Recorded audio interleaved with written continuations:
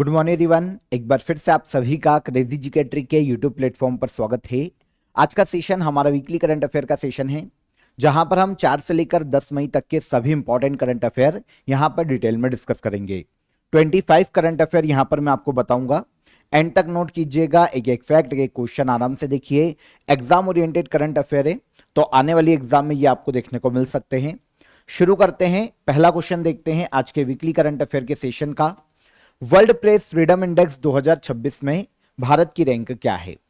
इस इंडेक्स को कौन जारी करता है? मैंने आपको बताया था, रिपोर्टर्स विदाउट बॉर्डर्स नाम की एक संस्था है जो कि इस इंडेक्स को हर साल जारी करती है। इस इंडेक्स में देखा जाता है कि किसी भी देश में प्रेस को कितनी ज्यादा स्वतंत्रता है, चाहे वो प्रिंट मीडिया हो जाए, चाहे वो डिजिटल मीडिया हो जाए, इनको कितनी ज्यादा स्वतंत्रता है, गवर्नमेंट की पॉलिसी कितनी अच्छी है ना। इन सभी आधार पर वर्ल्ड प्रेस फ्रीडम इंडेक्स को तैयार किया जाता है। 2026 का रिसेंटली ये इंडेक्स आया है, जिसमें 180 देशों को रैंक किया गया और 180 देशों में इंडिया को 157 रैंक पर रखा गया है। 2025 में जब ये इंडेक्स आया था, तब इंडिया को 180 देशों में 151 रैंक दी गई थी। मतलब पिछले साल हमारी रैंक अच्छी थी, वैसे इतनी अच्छी नहीं थी, लेकिन इस साल से कंपेयर करें तो हमको 6 रैंक का यहां पर नुकसान हुआ है, क्योंकि लास्ट ईयर हमारी रैंक थी 151 और इस बार हमारी रैंक हो गई है घटकर 157। तो ये वर्ल्ड प्रेस फ्रीडम इंडेक्स से याद रखिएगा, जारी करता कौन है? रिपोर्टर्स विदाउट बॉर्डर्स नाम की संस्था इसको जारी करती है हर साल। इस बार 180 देशों में 157 रैंक पर इंडिया को रखा गया है और इंडिया वेरी सीरियस कैटेगरी में रखा गया है प्रेस की स्वतंत्रता के मामले में। अगर हम टॉप 3 कंट्रीज की बात करें तो पहले पर है यूरोप का देश नॉर्वे, जहां पर प्रेस को सबसे ज्यादा स्वतंत्रता है। सेकंड पर है नीदरलैंड और थर्ड पर है एस्टोनिया। तो ये हो गए टॉप 3। सबसे लास्ट पर रखा गया है इरिट्रिया 180वीं रैंक पर। इंडिया की नेबर कंट्रीज की रैंक देखें तो पाकिस्तान 153 रैंक पर है प्रेस फ्रीडम इंडेक्स में। अफगानिस्तान को 175 रैंक पर रखा गया है। चाइना 178 रैंक पर, नेपाल 87 रैंक पर, भूटान 150 रैंक दी गई है, म्यांमार को 166वीं रैंक पर और बांग्लादेश को 152 रैंक पर रखा गया है। ये इंडिया की नेबर कंट्रीज है, इनको याद रखिएगा, ये क्वेश्चन पूछा जाता है। अगले क्वेश्चन पर आएंगे, भारत का पहला कागज रहित न्यायपालिका वाला राज्य कौन बना है? इंडिया का पहला पेपरलेस जुडिशरी वाला स्टेट ये बना है सिक्किम राज्य। आंसर हो जाएगा आंसर ए। मतलब सिक्किम में अब जो न्यायपालिकाएं हैं वो ऑफिशियली प्रशासनिक वर्क के लिए पेपर का यूज नहीं करेगी। पेपर को लगभग बंद कर दिया गया है सभी न्यायालयों में सिक्किम में, और इस तरीके से सिक्किम भारत का पहला पेपरलेस जुडिशियरी स्टेट बना है। ओके, इस पहल के तहत ई filing, digital case management, online जो एक्सेस है वैसे सिस्टम लागू किए गए हैं, जिससे प्रक्रिया और ज्यादा ट्रांसपेरेंट हो, जल्दी से जस्टिस मिले सभी को। तो जो पेपर वर्क के सारे ऑफिशियली खत्म कर दिए गए हैं और सिक्किम भारत का पहला पेपरलेस जुडिशियरी स्टेट घोषित किया गया है। सिंपल सा क्वेश्चन है, लेकिन ये क्वेश्चन एग्जाम में आ सकता है। अंडमान और निकोबार द्वीप समूह में हाल ही में कितने दिनों में कितने गिनीज वर्ल्ड रिकॉर्ड बनाए गए हैं? तो अंडमान निकोबार आइलैंड पर 2 दिन में 2 Guinness book of world record बनाए गए हैं। एक आइलैंड है अंडमान निकोबार पर जिसका नाम है Swaraj island. Okay, Swaraj island, या फिर इसे पूर्व में हैवलॉक आइलैंड के नाम से पुकारा जाता था, अब यह स्वराज द्वीप है।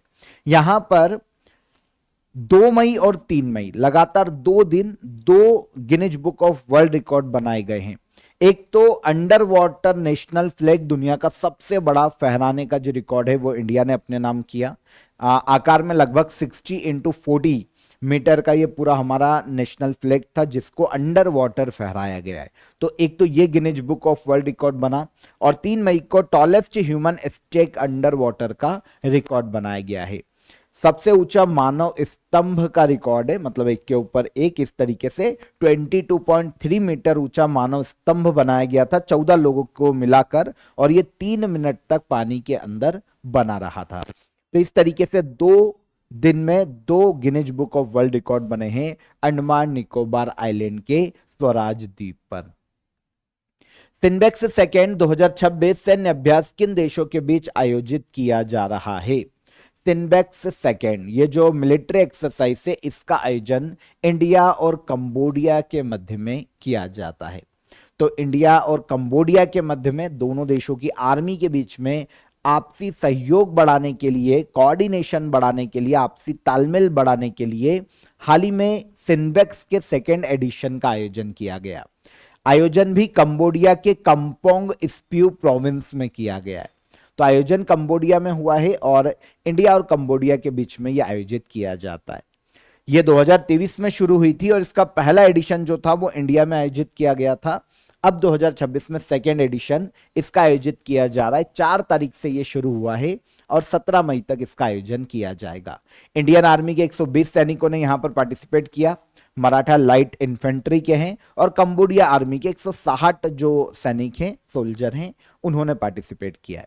दोनों देशों, क्योंकि यूरोपीय कंट्रीज है, तो क्या बोल रहा हूं, यूरोपीय कंट्रीज, दोनों देश क्योंकि एशियन कंट्रीज है, तो एशिया में दोनों देशों के बीच में ट्रेड को भी बढ़ाना है और ट्रेड भी बढ़ाया जा रहा है लगातार। तो इस तरीके से अगर इंडियन ओशन में या फिर इंडियन ओशन के रीजन में कोई भी ऐसी प्रॉब्लम आ जाती है, या इंडियन एशिया कॉन्टिनेंट में अगर दोनों देशों को मिलकर कोई जॉइंट ऑपरेशन करना पड़े, यूनाइटेड नेशन पीस कीपिंग में कोई जॉइंट ऑपरेशन करना पड़े, तो ये दोनों देश मिलकर कर पाए, इसीलिए सिन्बेक्स मिलिट्री एक्सरसाइज का आयोजन किया जा रहा है। दोनों एशिया के देश है ना। तो दूसरा संस्करण ये कहां पर, कंबोडिया में आयोजित किया जा रहा है। पहला 2023 में आयोजित किया गया था।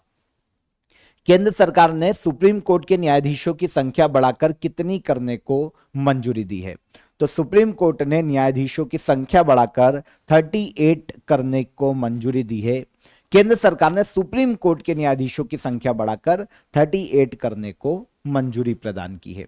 अभी तक आपको पता है सुप्रीम कोर्ट में कितने जजेस हैं? 33+1। 2019 में आखिरी बार सुप्रीम कोर्ट में जजेस की संख्या बढ़ी थी। 33+1 की यह संख्या है। अभी एक मुख्य न्यायाधीश और 33 अन्य न्यायाधीश देखने को मिलते हैं। लेकिन जैसा कि आप सभी जानते हैं, इंडियन जुडिशरी पर काफी बर्डन है। सुप्रीम कोर्ट में न्यायाधीश 34 है, लेकिन हर एक न्यायाधीश पर लगभग अगर देखें तो काफी केस पेंडिंग है। अगर हम ऑन एवरेज देखें तो 50,000 1,00,000 केस एक जज पर पेंडिंग है। तो इस कंडीशन में यह प्रॉब्लम को खत्म करने के लिए सुप्रीम कोर्ट के जजेस की संख्या बढ़ाने पर केंद्र सरकार विचार कर रही है, और इसी के लिए अब इसकी संख्या बढ़ाने को मंजूरी दी गई और अब संख्या की जाएगी 38, जिसमें से 37 अन्य न्यायाधीश और एक होंगे चीफ जस्टिस ऑफ इंडिया। तो अभी प्रोसेस बाकी है। अभी पार्लियामेंट में the supreme court number of जजेस अमेंडमेंट बिल 2026 लाना पड़ेगा और फिर इसको पास करवाना पड़ेगा। अगर यह पास हो जाता है तो फिर सुप्रीम कोर्ट के जजेस की संख्या बढ़ाई जा सकती है। तो 2019 में आखिरी बार सुप्रीम कोर्ट के जजेस की संख्या जो पहले 30+1 थी वो बढ़ाकर 33+1 किया गया था। वैसे देखिए, सुप्रीम कोर्ट में जजेस की संख्या की जो प्रावधान है ना, सुप्रीम कोर्ट नंबर ऑफ जजेस एक्ट 1956 के तहत सुप्रीम कोर्ट में जजेस की संख्या को तय किया जाता है। हालांकि इंडियन कॉन्स्टिट्यूशन का आर्टिकल 124 का सब क्लॉज 1 जो है, यह साफ कहता है कि सुप्रीम कोर्ट में जजेस की संख्या बढ़ाने का जो अधिकार है वो पार्लियामेंट को है। तो पार्लियामेंट ही बिल लाएगी और पास कराएगी तो फिर जजेस की संख्या बढ़ाई जा सकती है। 1950 में पहली बार जब सुप्रीम कोर्ट अस्तित्व में आया था, तब सुप्रीम कोर्ट में जजेस की संख्या थी 7+1। 8 जज थे टोटल, एक चीफ जस्टिस ऑफ इंडिया और 7 अदर जज। फिर पहली बार सुप्रीम कोर्ट में जजेस की संख्या बढ़ी 1956 में। ऐसे करते करते 2019 में आखिरी बार बढ़ी थी, 33+1 हो गए थे, और अब और बढ़ेगी तो 38 हो जाएंगे। Clear? Offer of the day बता देता हूं आप सभी को। आप सभी कंप्यूटर के बायलिंगुअल कोर्स को यहां पर ज्वाइन कर सकते हैं। अक्षय सर का कोर्स है, तो आप इसे ज्वाइन कीजिए, क्योंकि हम देख रहे हैं वनडे एग्जाम में, हर एग्जाम में, इवन जो सिविल सर्विसेज के एग्जाम है, प्री एग्जाम जो होता है, वहां पर कंप्यूटर के बहुत ही अच्छे क्वेश्चन पूछे जा रहे हैं। तो कंप्यूटर में आप स्कोर कर पाए, इसलिए आप कंप्यूटर के इस कोर्स को ज्वाइन कर सकते हैं। यहाँ पर आपको टॉपिक वाइज वीडियोस मिल जाएंगे, आपको पीडीएफ मिल जाएगी, और साथ ही साथ मॉक टेस्ट भी आप लगा पाएंगे। तो डिस्क्रिप्शन में मैंने आपको इसकी लिंक दे दी है, वहां से आप इसे डायरेक्ट अवेल कर सकते हैं। तो ज्वाइन कीजिए कंप्यूटर के बाइलिंगुअल कोर्स को, डिस्क्रिप्शन में लिंक है। हम चलते हैं अगले क्वेश्चन की तरफ। रेड क्रॉस दिवस हर साल किस तिथि को मनाया जाता है? वर्ल्ड रेड क्रॉस डे, ये डे हर साल मनाया जाता है 8 मई को। रेड क्रॉस फाउंडेशन है ना, पूरे वर्ल्ड में आपदा के समय, वॉर के समय मानवीय सहायता करने के लिए जानी जाती है। ये पूरे वर्ल्ड में संस्था काम करती है, रेड क्रॉस फाउंडेशन इसे कहा जाता है। तो इस रेड क्रॉस फाउंडेशन के जो संस्थापक है हेनरी ड्यूरेंट, इनकी जन्म तिथि है 8 मई और इसी दिन मनाया जाता है World Red Cross Day. Henry Dunant की जयंती के रूप में मनाया जाता है, जो कि रेड क्रॉस के संस्थापक है। आपको पता है पहला जो नोबेल पीस प्राइज था 1901 में, यह हेनरी ड्यूरेंट को ही दिया गया था। तो इंटरेस्टिंग है।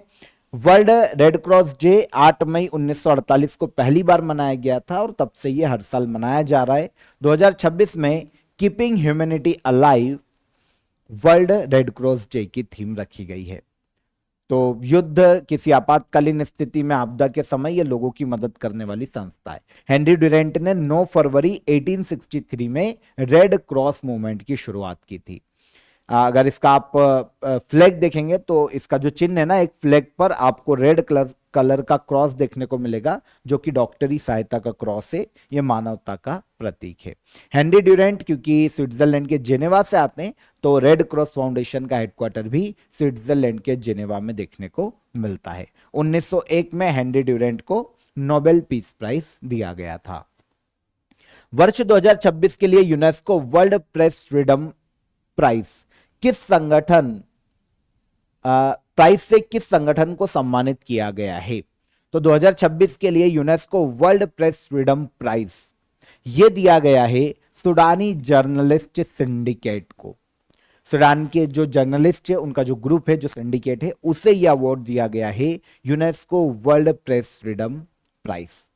आपको पता है ये जो अवार्ड है ना, यूनाइटेड नेशन का एकमात्र अवार्ड है जो कि पत्रकारिता के क्षेत्र में दिया जाता है और सबसे बड़ा अवार्ड है वर्ल्ड में। अब ये जो फियरलेस पत्रकारिता होती है उसके लिए दिया जाता है। विदाउट फियर, किसी ने साहस के साथ पत्रकारिता की है, तो ऐसे किसी जर्नलिस्ट को, किसी ऑर्गेनाइजेशन को यह अवार्ड दिया जा सकता है। तो 2026 के लिए सूडानी जर्नलिस्ट सिंडिकेट को यह अवार्ड दिया गया है। क्यों? तो देखिए, सूडान गृह युद्ध की चपेट में, काफी सालों से सूडान में गृह युद्ध चल रहा है। इस गृह युद्ध में हमले जर्नलिस्ट पर भी हो रहे। जर्नलिस्ट के खिलाफ 680 से अधिक वायलेशन दर्ज किए गए हैं सूडान में पिछले कुछ सालों में। इनमें से 34 जो जर्नलिस्ट थे उनकी डेथ भी हो गई। तो इसे ग्लोबल लेवल पर उजागर किया है। जो सूडान के पत्रकार है, उन्होंने ग्लोबल लेवल पर इस वैश्विक समस्या को उजागर किया। इसीलिए जो सूडान के पत्रकार है, उनका जो सिंडिकेट है, उसे अवार्ड दिया गया UNESCO World Press Freedom Prize 2026। ठीक है, तो सूडानीज जर्नलिस्ट सिंडिकेट को 2026 में यह अवार्ड दिया गया। इसके तहत $25,000 की प्राइज मनी दी जाती है और सर्टिफिकेट दिया जाता है। 2025 में यह अवार्ड निकारागुआ के एक न्यूज़पेपर को दिया गया था जिसका नाम था ला प्रेसा। निकारागुआ का न्यूज़पेपर है, तो 2025 में इसको अवार्ड दिया गया था। ठीक है, यूनेस्को ने 1997 में इस अवार्ड की शुरुआत की थी। यूनाइटेड नेशन का एकमात्र पत्रकारिता पुरस्कार है ये। कोलंबो के एक जर्नलिस्ट है गुइलेर्मो कानो इसाजा, इनके नाम पर इस अवार्ड की शुरुआत की गई थी, इसीलिए इसे इनके नाम पर भी जाना जाता है। लेकिन जो प्रचलित नाम है वर्ल्ड में, वो UNESCO World Press Freedom Prize है। तो 2026 में सूडानी जर्नलिस्ट सिंडिकेट को यह अवार्ड दिया गया।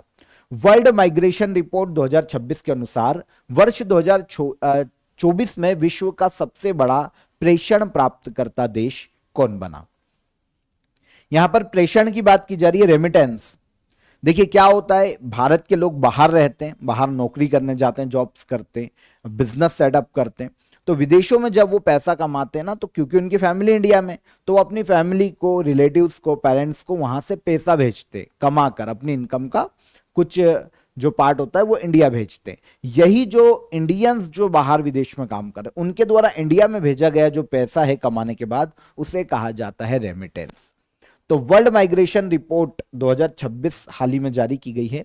इसमें 2024 के डेटा को इंक्लूड किया गया है और बताया गया है कि 2024 में वर्ल्ड का सबसे बड़ा रेमिटेंस प्राप्तकर्ता देश है इंडिया। इंडिया को पूरे वर्ल्ड में सबसे ज्यादा रेमिटेंस मिला है 2024 में, है ना। तो इजी। रिपोर्ट कौन जारी करता है? International Organization for Migration. Migrate जो है उनके अधिकारों की रक्षा करने के लिए संस्था काम करती है, सुरक्षित माइग्रेशन को बढ़ावा देने के लिए काम करती है। यही वर्ल्ड माइग्रेशन रिपोर्ट को जारी करती है। इस रिपोर्ट के अनुसार 2024 में इंडिया में 137 बिलियन अमेरिकी डॉलर का रेमिटेंस आया है, जो कि पूरे वर्ल्ड में सबसे ज्यादा है। इवन 100 बिलियन डॉलर के रेमिटेंस को पार करने वाला इंडिया वर्ल्ड का पहला देश है ना। सेकेंड नंबर पर आता है मैक्सिको, जहां पर 68 बिलियन अमेरिकी डॉलर का रेमिटेंस आया है बाहर से उनके देश में। और चाइना थर्ड पर आता है 48 बिलियन अमेरिकी डॉलर के साथ में। तो इंडिया पहले नंबर पर है, 137 बिलियन अमेरिकी डॉलर का रेमिटेंस इंडिया आया है। दुनिया का सबसे ज्यादा रेमिटेंस भेजने वाले देश की बात करें तो यूएसए पहले नंबर पर है, जहां से पैसा सबसे ज्यादा बाहर गया। सेकंड पर सऊदी अरब और थर्ड पर है स्विट्जरलैंड। विदेशों में रहने वाले भारतीय मूल के लोगों की संख्या पूरे वर्ल्ड में सबसे ज्यादा है, 19 मिलियन के लगभग इंडियंस है जो कि विदेशों में वर्तमान में रह रहे हैं। 2026-27 सीजन के लिए केंद्र सरकार ने गन्ने का फेयर एंड रेम्युनरेटिव प्राइस बढ़ाकर कितना कर दिया है? देखिए क्या होता है, कृषि लागत एवं मूल्य आयोग 23 फसलों पर, 23 क्रॉप्स पर एमएसपी जारी करता है, मिनिमम सपोर्ट प्राइस। और गन्ने पर एकमात्र ऐसी फसल है जिस पर एफआरपी जारी की जाती है, फेयर एंड रेम्युनरेटिव प्राइस। तो रिसेंटली सेंट्रल गवर्नमेंट ने 2026-27 के सीजन के लिए गन्ने पर 365 रुपए पर क्विंटल की एफआरपी जारी की है। कृषि लागत एवं मूल्य आयोग सिफारिश देता है केंद्र सरकार को। ओके, मतलब डिसाइड तो कृषि लागत एवं मूल्य आयोग करता है, लेकिन वो केंद्र सरकार को सिफारिश देता है और फिर जो सेंट्रल गवर्नमेंट है वो लागू करती है इसको। तो सेंट्रल गवर्नमेंट ने गन्ने पर एफआरपी 2026-27 के सीजन के लिए कितनी तय की है? 365 रुपए पर क्विंटल, है ना। तो ये हो जाता है। शुगर पर जो एफआरपी जारी की जाती है वो शुगर केन कंट्रोल ऑर्डर 1966 के तहत जारी की जाती है। मतलब जो एफआरपी है ना, अब जब शुगर मिल गन्ना किसान से गन्ना खरीदेगी तो मिनिमम 365 रुपए तो देने ही पड़ेंगे पर क्विंटल के। उसके ऊपर फिर डिमांड अगर हाई है तो फिर ज्यादा भी हो सकता है, पर मिनिमम इतने देने पड़ेंगे। अगर ये भुगतान नहीं करती है शुगर मिल मिनिमम इतने पैसे का, तो फिर वो कानूनी उल्लंघन, फिर उन पर केस भी दर्ज हो सकता है। तो समझ गए होंगे। Commission for agricultural cost and prices, ये संस्था 1965 में बनी थी। Ministry of agriculture and farmer welfare के अंतर्गत ये कार्य करती है। 23 फसलों पर एमएसपी की सिफारिश करती है और गन्ने पर ये एफआरपी की सिफारिश करती है केंद्र सरकार को। भारतीय नौसेना में शामिल की गई आईएनएस महेंद्रगिरी किस प्रोजेक्ट के तहत बनी स्टील्थ फ्रिगेट है? स्टील्थ फ्रिगेट की बात करें तो ये छोटे युद्धपोत होते हैं, ऐसे युद्धपोत जो कि सोनार, रडार, सेंसर इनसे डिटेक्ट नहीं किए जा सकते, है ना, इनसे बचकर दुश्मन पर हमला कर सकते हैं। तो ये स्टील्थ फ्रिगेट से छोटे युद्धपोत। तो भारतीय नौसेना में हाल ही में आईएनएस महेंद्रगिरी को शामिल किया गया, जो कि प्रोजेक्ट 17A के तहत बना एक स्टील्थ फ्रिगेट से। प्रोजेक्ट 17A, इसके तहत नीलगिरी क्लास के 7 स्टील्थ फ्रिगेट्स बनाए जाने। कितने? 7। 17A नीलगिरी क्लास के एडवांस्ड टेक्नोलॉजी से लेस ये स्टील्थ फ्रिगेट से, जो कि रिप्लेस करेंगे प्रोजेक्ट 17 जो शिवालिक क्लास के जो युद्धपोत थे उनको रिप्लेस करेंगे। उनका अपग्रेडेड वर्जन है ये। तो 3 पहले दिए जा चुके थे इंडियन नेवी को, ये चौथी स्टील्थ फ्रिगेट से जो कि इंडियन नेवी में कमीशन की गई है। Mazagon dock ship builders limited ने इसका निर्माण किया है। तो पहली कौन कौन सी है? 7 कौन कौन सी है? INS Nilgiri, INS Udaygiri, Taragiri, Mahendragiri, Himgiri, INS Dunagiri और आईएनएस विंध्यगिरी। ये 7 बनाए जाएंगे। इनमें से इंडियन नेवी को सौंपी जा चुकी है INS Nilgiri, INS Udaygiri, INS Himgiri, ये पहले दी जा चुकी थी। अब चौथी जो दी गई है ये है आईएनएस महेंद्रगिरी। अभी टेस्ट चलेंगे, बहुत सारे प्रशिक्षण होंगे और फिर इसको इंडियन नेवी में कमीशन किया जाएगा। चर्चा में रहा ग्रेट निकोबार इंफ्रास्ट्रक्चर प्रोजेक्ट किस स्ट्रेट के पास स्थित है। ग्रेट निकोबार इंफ्रास्ट्रक्चर प्रोजेक्ट ये मलक्का स्ट्रेट के पास देखने को मिलता है। इंडिया के दक्षिण पूर्व में इंडियन ओशन में देखने को मिलता है, कोने पर मलक्का स्ट्रेट। अब इसके पास में अंडमान निकोबार आइलैंड है इंडिया का, और यहीं पर great Nicobar infrastructure project develop किया जा रहा है, ताकि क्योंकि स्ट्रेटेजिक लोकेशन है तो इंडियन ओशन में और दक्षिण पूर्वी एशिया में इंडिया का प्रेजेंस बढ़े और यहां पर हम लीड कर सके किसी भी कंडीशन में। अगर वॉर की कंडीशन होती है तो यहां से हम लीड कर पाए, लीड ले पाए, इसलिए ग्रेट निकोबार इंफ्रास्ट्रक्चर प्रोजेक्ट को डेवलप किया जा रहा है रिसेंटली। क्योंकि काफी ऑर्गेनाइजेशन इसका विरोध कर रहे थे, काफी लोग इसका विरोध कर रहे थे, तो इंडियन गवर्नमेंट ने क्लेरिफिकेशन दिया है इसके लिए कि इन्वायरमेंटल प्रोटेक्शन और ट्राइबल कम्युनिटीज के कंजर्वेशन को ध्यान में रखा गया है इस योजना के तहत, और ये पूरे क्षेत्र का केवल 2% एरिया पर डेवलप किया जाएगा। तो इससे इन्वायरमेंट या फिर दूसरी चीजों को लॉस नहीं होगा, ऐसा सेंट्रल गवर्नमेंट का कहना है। ठीक है, तो ये ग्रेट निकोबार इंफ्रास्ट्रक्चर प्रोजेक्ट है। इसके तहत 4 मेन कंपोनेंट डेवलप किए जा रहे हैं। इंटरनेशनल कंटेनर ट्रांसशिपमेंट टर्मिनल, एक बंदरगाह बनाया जाएगा गलाथिया बे पर। ग्रीनफील्ड इंटरनेशनल एयरपोर्ट का निर्माण किया जा रहा है और पावर प्लांट का निर्माण किया जा रहा है। तो इस तरीके से इस प्रोजेक्ट को पूरा डेवलप किया जा रहा है। एक यहाँ पर मतलब एक इंटीग्रेटेड टाउनशिप को भी डेवलप किया जा रहा है। तो इसे 4 कंपोनेंट पर यहां पर काम किया जा रहा है। Great last year national green tribunal ने 90,000 करोड़ के इस प्रोजेक्ट को क्लियरेंस दिया था कि भैया इसको आप करो शुरू, क्योंकि जो स्ट्रेटेजिक लोकेशन है और इंडिया के इन फ्यूचर स्ट्रेटेजिक गोल के हिसाब से अच्छा है और जरूरी है। तो नेशनल ग्रीन ट्रिब्यूनल ने भी यहां पर हरी झंडी दे दी थी कि इसको कंटिन्यू किया जाए। ग्लोबल हेपेटाइटिस रिपोर्ट 2026 किस संगठन के द्वारा जारी की गई है। ग्लोबल हेपेटाइटिस रिपोर्ट 2026 इसे वर्ल्ड हेल्थ ऑर्गेनाइजेशन के द्वारा जारी किया गया है। यहां पर हेपेटाइटिस की बात करें तो लीवर से संबंधित बीमारी है, लीवर की सूजन से संबंधित बीमारी है। अलग अलग वेरिएंट देखने को मिलते हैं, जैसे A B C D E है ना। तो हेपेटाइटिस के सबसे फेमस जो है ना वो हेपेटाइटिस बी और सी है। भारत उन देशों में शामिल है जहां पर हेपेटाइटिस स्पेशली बी और सी से होने वाली मौतें सबसे ज्यादा है। यह कहा गया है WHO की ग्लोबल हेपेटाइटिस रिपोर्ट 2026 में। जो वर्ल्ड का डेटा इसमें शामिल किया गया, इसमें बताया गया कि 2024 में दुनिया भर में लगभग 1.3 मिलियन मौतें हेपेटाइटिस के कारण हुई है और 95% जो डेथ है वो हेपेटाइटिस बी और सी के कारण हुई है। दुनिया 2030 तक जो हमारा SDG गोल है हेपेटाइटिस को खत्म करने का, उससे काफी पीछे है, ये इस रिपोर्ट में बताया गया है। 240 मिलियन लोग हेपेटाइटिस बी से पूरे वर्ल्ड में और 47 मिलियन लोग हेपेटाइटिस सी से अभी भी संक्रमित है, ऐसा इस रिपोर्ट में कहा गया है। इंडिया के लिए कहा गया है कि इंडिया टॉप 10 देशों में शामिल है हेपेटाइटिस से जो प्रभावित है। 69% ग्लोबल हेपेटाइटिस बी डेथ में इंडिया का योगदान है। 58% ग्लोबल हेपेटाइटिस सी डेथ में इंडिया का योगदान है। हेपेटाइटिस सी बर्डन में भारत पाकिस्तान के बाद दूसरे नंबर पर आता है पूरे वर्ल्ड में। तो इस रिपोर्ट में इस चीज को कंसीडर किया गया है। ग्लोबल हेपेटाइटिस रिपोर्ट है 2026 की, WHO ने इस रिपोर्ट को जारी किया और जैसा कि मैंने आपको बताया लीवर से संबंधित बीमारी है हेपेटाइटिस। बहुत ही इन्फेक्टेड फूड खाने से, वाटर ब्लड के कांटेक्ट में आने से ये फैल जाता है। तो इसके लिए अवेयरनेस फैलाने के लिए 28 जुलाई को ही वर्ल्ड हेपेटाइटिस डे मनाया जाता है। भारतीय रिजर्व बैंक के नए डिप्टी गवर्नर के रूप में किसे नियुक्त किया गया है। रिजर्व बैंक ऑफ इंडिया के 4 डिप्टी गवर्नर में से एक नए बने हैं जिनका नाम है रोहित जैन। तो रोहित जैन आरबीआई के नए डिप्टी गवर्नर बने।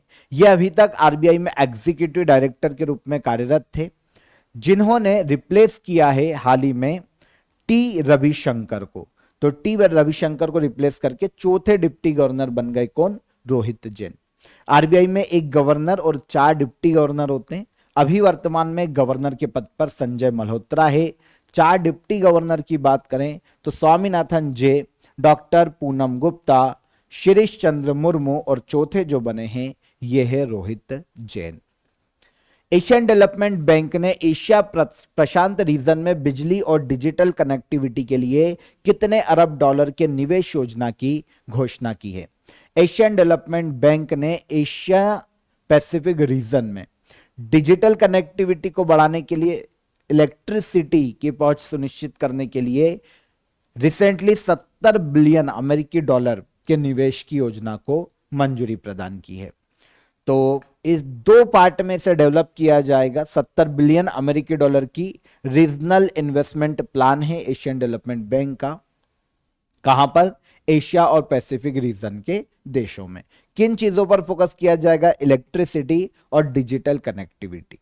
पहले 50 बिलियन अमेरिकी dollar pan Asia power grid initiative के लिए दिए जाएंगे, पावर केबल बिछाना, बिजली की पहुंच को सुनिश्चित करना, और बाकी जो 20 बिलियन है वो एशिया पैसिफिक डिजिटल हाईवे, जो डिजिटल कनेक्टिविटी है उस पर खर्च किया जाएगा एशियन डेवलपमेंट बैंक के द्वारा। तो 70 बिलियन अमेरिकी डॉलर का ये प्लान है एशिया और पैसिफिक रीजन में एशियन डेवलपमेंट बैंक का। 2026 तमिलनाडु चुनाव में अभिनेता जोसेफ विजय या थलपति विजय की पार्टी टीवीके सबसे बड़ी पार्टी बनकर उभरी है। टीवीके का पूर्ण रूप क्या है? तो आप सभी को पता होगा, रिसेंटली 5 राज्यों में, 4 राज्यों और एक यूटी में विधानसभा इलेक्शन हुए थे, जिसमें तमिलनाडु में सबसे एक इंटरेस्टिंग चीज देखने को मिली है। बाकी सब जगह तो नॉर्मल इलेक्शन था, सबको पता था क्या होने वाला है, लेकिन यहां पर तमिलनाडु में जो एक्टर थलपति विजय है उनकी पार्टी ने चौंकाया है। तमिलागा वेत्री कजगम इनकी पार्टी है, जिसे शॉर्ट में टीवीके कहा जाता है। इनकी पार्टी जो कि 2 साल पहले 2024 में ही फॉर्म हुई है, उसने 108 सीटें अपने नाम की तमिलनाडु में। तो ये बहुत इंटरेस्टिंग है कि 108 सीटें जीती है। तो अगर हम तमिलनाडु का इलेक्शन देखते हैं, 234 सीटें हैं तमिलनाडु में विधानसभा की, 118 पर मेजोरिटी मिल जाती। टीवीके ने 108 सीटें यहां पर अपने नाम की और सबसे बड़ी पार्टी बन के उभरी है। टॉप 3 पार्टी की बात करें, सेकंड पर डीएमके रही 59 सीटों के साथ, एआईडीएमके 47 सीटों के साथ तीसरे नंबर पर रही तमिलनाडु में। पौंडीचेरी में 30 सीटों पर इलेक्शन हुए थे, 12 एआईएनआरसी ने जीती जो कि बीजेपी का अलायंस है। डीएमके ने 5 और 4 बीजेपी ने अपने नाम की। असम में 126 सीटों पर इलेक्शन हुए थे, 82 सीटें बीजेपी ने जीती। हेमंत बिस्वा शर्मा यहां पर सीएम बनेंगे, शपथ लेने वाले हैं। इंडियन नेशनल कांग्रेस ने 19 सीटें जीती और बीओपीएफ ने 10 सीटें अपने नाम की है। केरला की बात करें, 140 सीटें हैं, यहां पर लेफ्ट की गवर्नमेंट गई है। इंडियन नेशनल कांग्रेस ने अपनी गवर्नमेंट बनाई, 63 सीटें यहां पर इंडियन नेशनल कांग्रेस ने जीती है। सीपीआई ने 26 सीटें जीती है, मार्क्सवादी ने, आईयूएमएल ने 22 सीटें यहां पर अपने नाम की।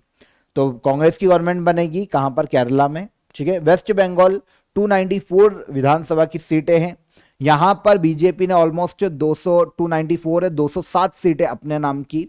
शुभेंदु अधिकारी यहां पर सीएम बने हैं वेस्ट बंगाल में।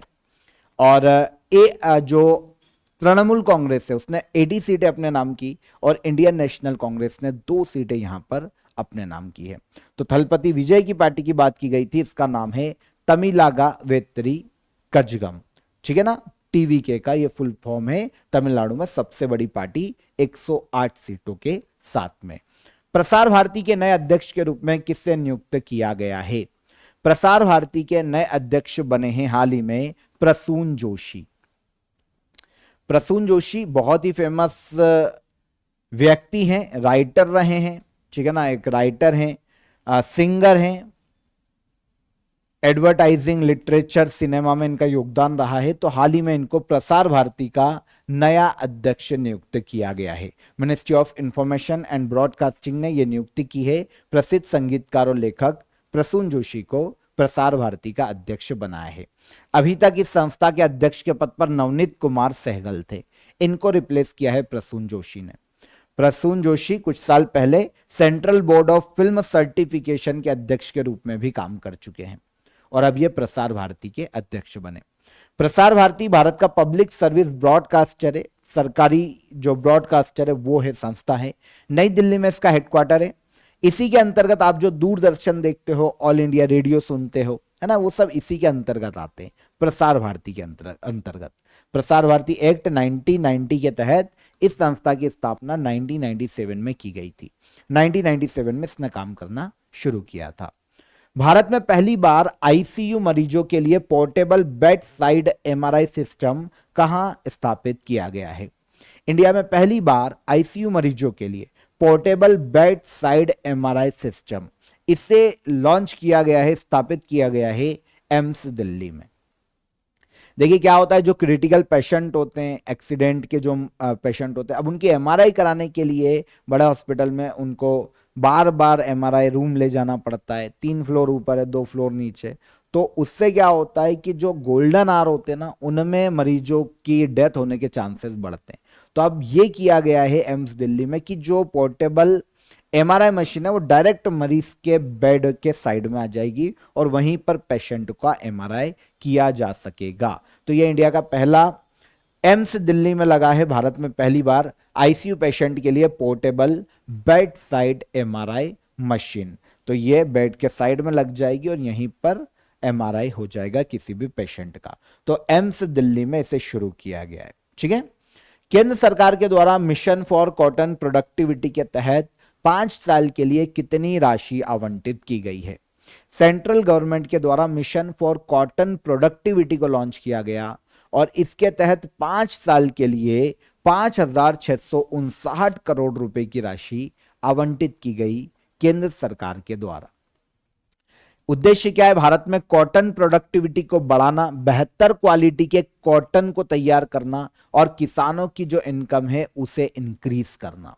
इस उद्देश्य से सेंट्रल गवर्नमेंट ने 5 साल के लिए 2026-27 से लेकर 2030-31 के फाइनेंशियल ईयर तक मिशन फॉर कॉटन प्रोडक्टिविटी को मंजूरी दी है और इसके लिए ऑलमोस्ट 5,659 करोड़ रुपए को स्वीकृति प्रदान की गई। ठीक है। तो कॉटन का प्रोडक्शन बढ़ाना इस योजना का मुख्य उद्देश्य है।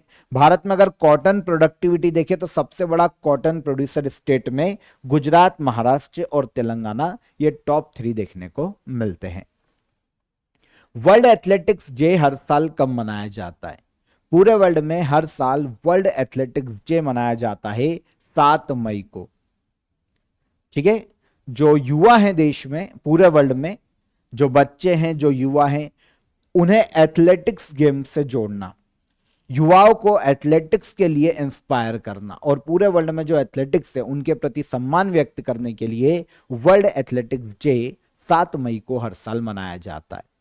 ये वर्ल्ड एथलेटिक्स डे जो है ना, ये पूरे वर्ल्ड में एथलेटिक्स खेलों को गवर्न करने वाली जो संस्था है उसके शुरुआत के रूप में मनाया जाता है। ठीक है। उसके सम्मान में इसकी शुरुआत की गई थी। इंटरनेशनल एमेच्योर एथलेटिक्स फेडरेशन, इसने 1996 में इस डे की शुरुआत की थी।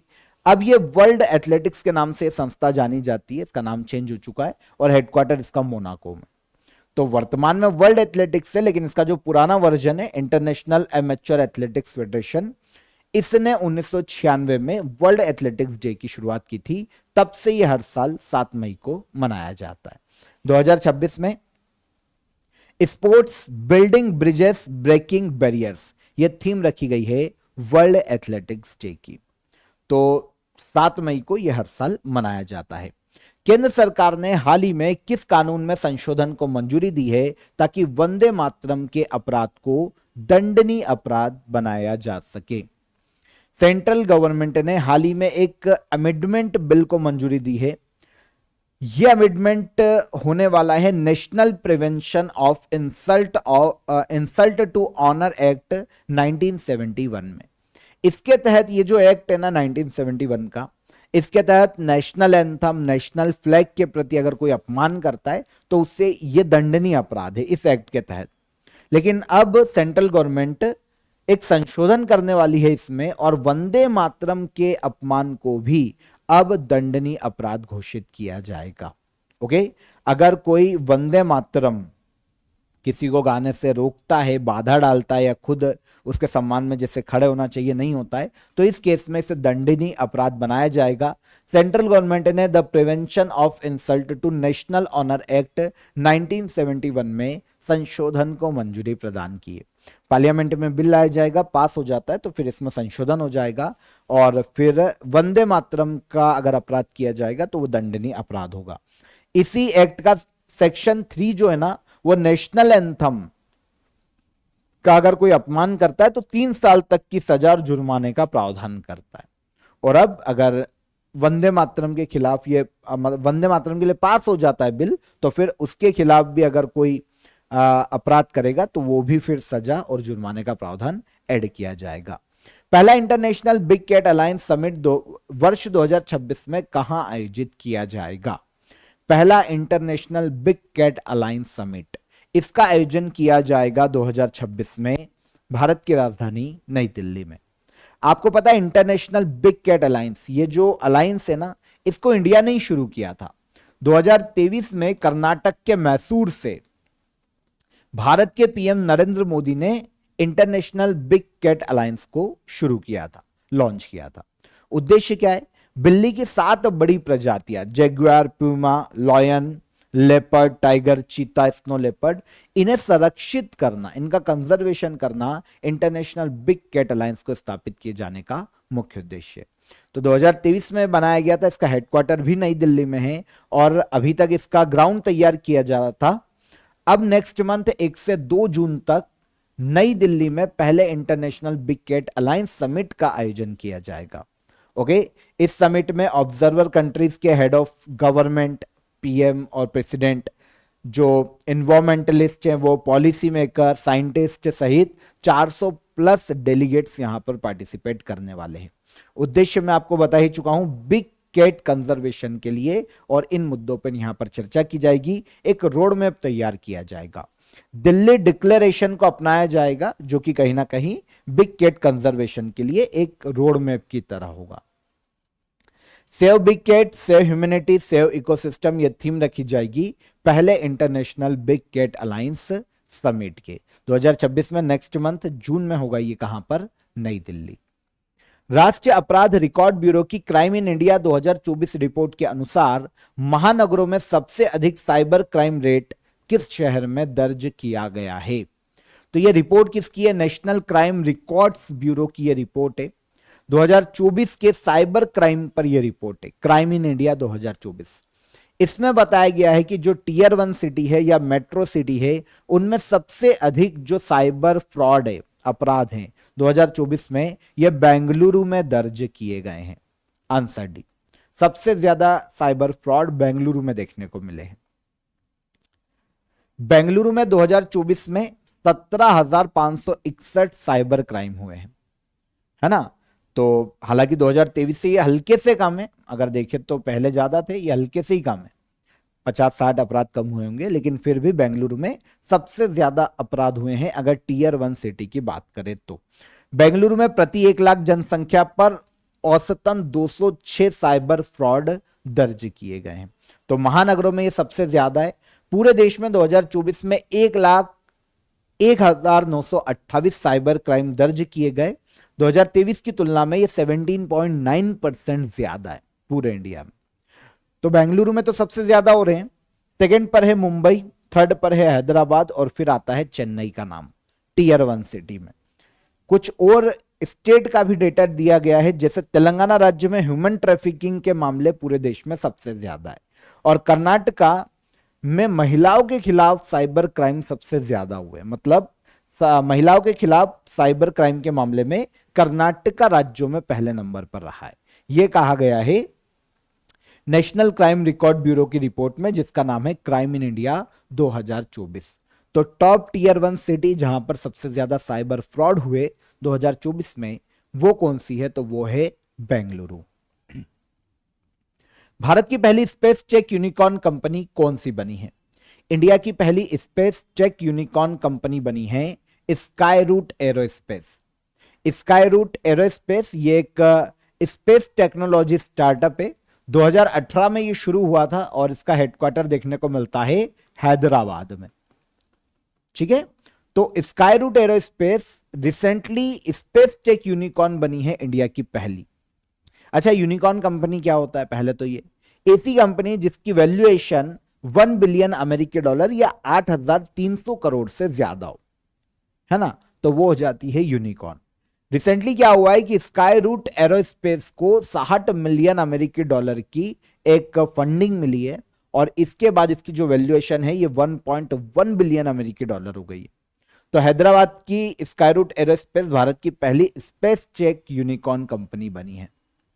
ठीक है, कंपनी अब जो इसको कैपिटल मिला है, जो इन्वेस्टमेंट मिला है, विक्रम 1 को लॉन्च करेगी, है ना, मैन्युफैक्चरिंग एक्सपेंशन करेगी, टीम ग्रो के लिए अब ये पैसा लगाएगी, और वैसे भी यूनिकॉर्न बन चुकी है। तो स्काईरूट एरोस्पेस है इंडिया की पहली स्पेस टेक यूनिकॉर्न कंपनी।